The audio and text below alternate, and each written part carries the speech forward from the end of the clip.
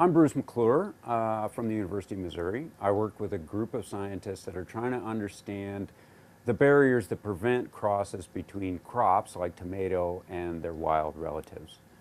This is important both for understanding the evolution and ecology of plants in general, but also for understanding crop domestication and crop improvement. So let's look at why we want to understand this, as well as how the barriers actually work. Wild crop relatives have a tremendous amount of diversity compared to cultivated species. To access that diversity, we need not only to have found and collected wild plants that have useful traits, but we also need to be able to cross wild and cultivated species. My name is Pat Bedinger, and our research group is here to study the evolution of wild tomatoes. And Ecuador is a particularly interesting place because there's so many microhabitats that you can go from, just several kilometers apart and have things that are completely different. Domestication of tomato, like any crop, is a process of selection, and selection means choosing certain variants in a set of plants and advancing those and keeping seed of those and throwing away the others. So selection is necessarily a process of narrowing the genetic variation because some of it's being discarded and a subset is being selected. In this case, the material that will be selected will be primarily lines that have larger fruit.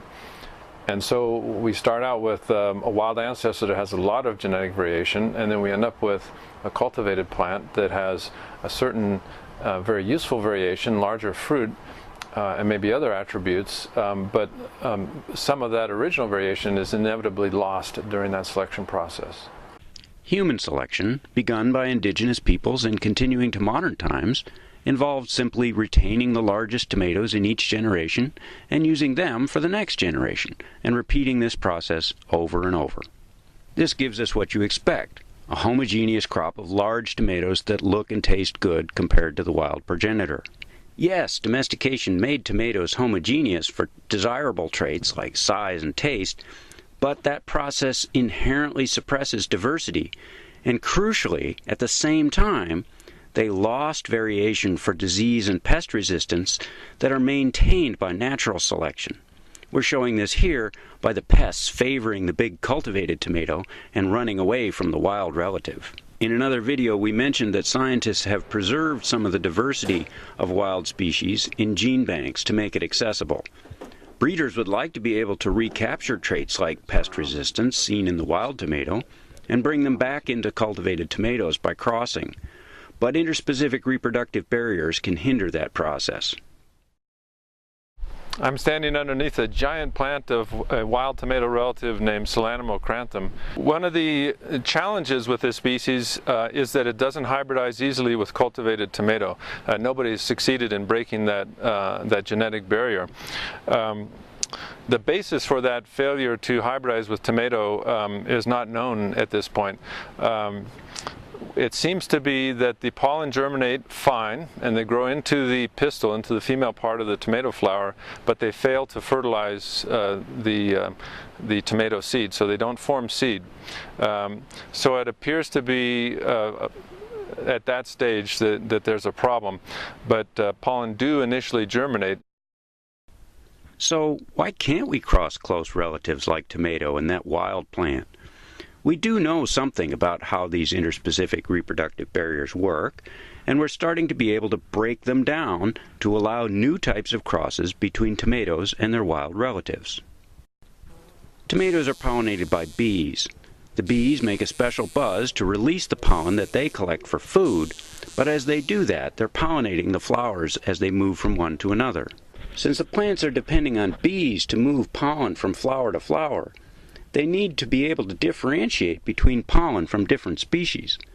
One type of interspecific reproductive barrier works like what Dr. Chatelet just described. In a compatible cross within a species, the bee brings pollen to the female part of the flower called the pistil, where the pollen germinates, makes a tube that carries sperm cells to the ovary for fertilization and later seed set.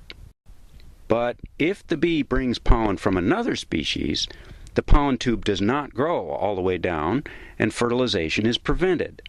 That's a kind of interspecific reproductive barrier. That's one of the very things that makes a plant species a species in the first place.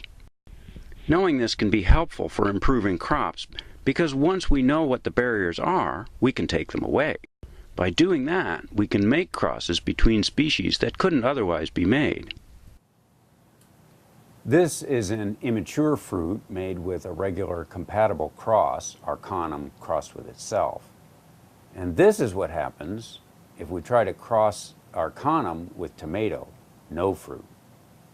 But once we take away the barrier in Arcanum that prevents fertilization, we can get fruits like this one.